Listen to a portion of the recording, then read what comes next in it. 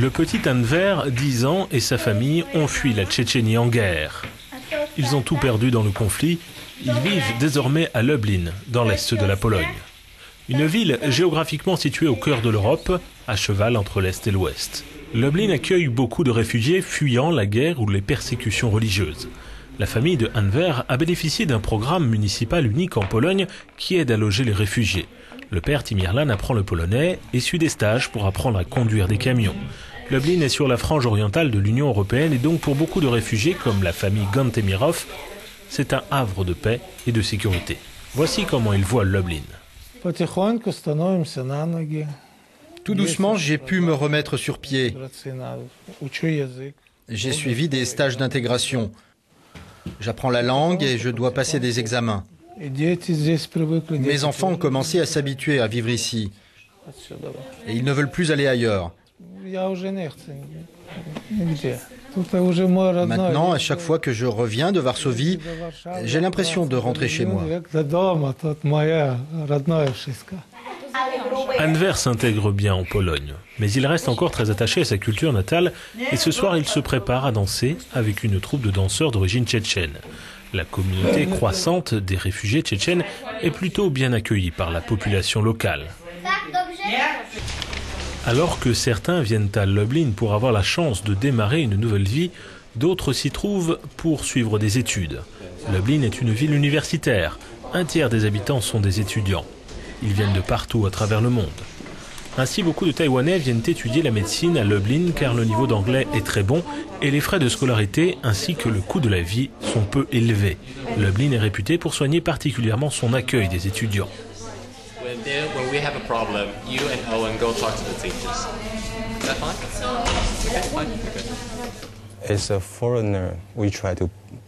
En tant qu'étrangers, nous essayons de nous mêler à la population. Ici, c'est la Pologne, l'Europe. Là d'où je viens, tout est différent. Les immeubles, les gens, la langue. C'est aussi la raison pour laquelle j'ai choisi d'étudier à l'étranger, pour découvrir différentes cultures.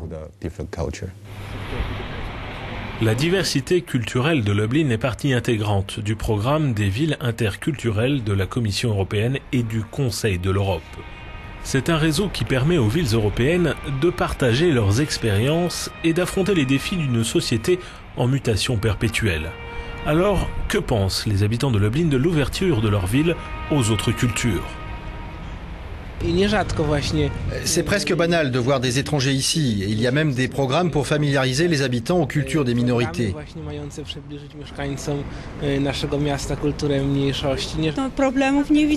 Je ne vois pas de problème. Ce sont plutôt les gens d'ici qui font des problèmes, pas les étrangers.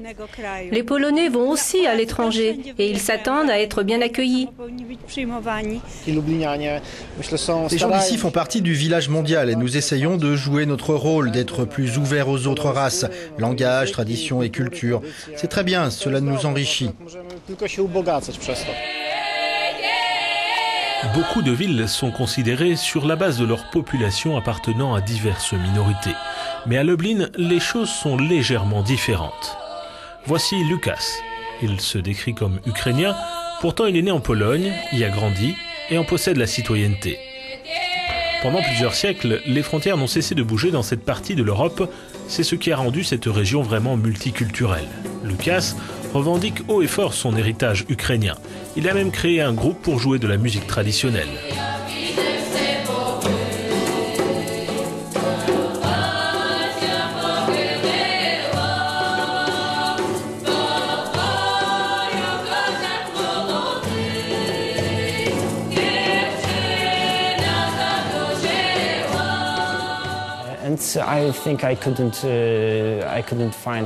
Je pense que je n'aurais pas pu trouver de meilleur endroit. Je suis si heureux d'être à Lublin. Je pense que j'ai trouvé ma place. Lublin est une bonne ville pour les Ukrainiens. Bien sûr, cela peut toujours être mieux, mais je pense que l'on construit cet environnement en permanence.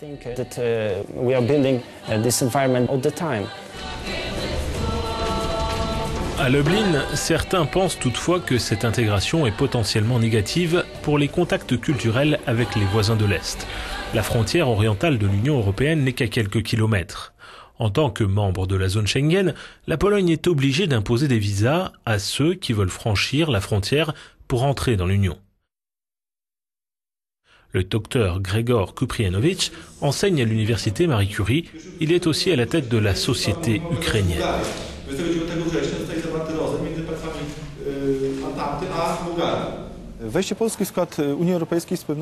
L'entrée de la Pologne dans l'Union européenne nous a rendus plus ouverts à la diversité, qui est l'une des idées fondamentales de l'UE.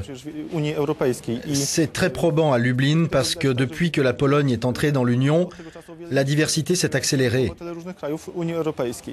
Mais ce n'est qu'un côté de l'histoire. De l'autre, il y a Schengen qui a considérablement affaibli les contacts culturels avec l'Ukraine et d'autres pays de l'Est. Sa position de pont entre l'Europe et les pays de l'Est a poussé Lublin à poser sa candidature pour devenir capitale européenne de la culture en 2016. Un pari soutenu par l'élu européenne qui représente Lublin à Strasbourg et Bruxelles. Lena Barbara Kolarska-Bominska estime que la force de la ville repose sur certaines idées fausses que les gens s'en font.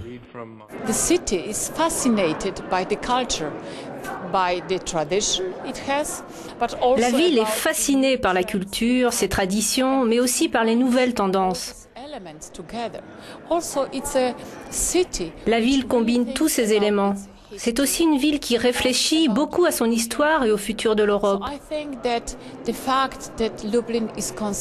Donc je pense que considérer Lublin comme une ville de seconde zone à l'est de la Pologne, c'est être très éloigné de la réalité. Le conseil municipal coordonne les efforts de Lublin pour devenir capitale européenne de la culture en 2016 et mise sur l'emplacement frontalier de la ville. Notre position géographique détermine nos politiques. Donc il est aussi très naturel pour nous de tendre la main vers l'Est. Nos voisins proches comme le Bélarus et l'Ukraine, mais aussi la Russie ont besoin d'être intégrés dans nos décisions politiques. Donc nous allons jouer sur l'aspect frontière orientale de l'Union européenne dans notre candidature.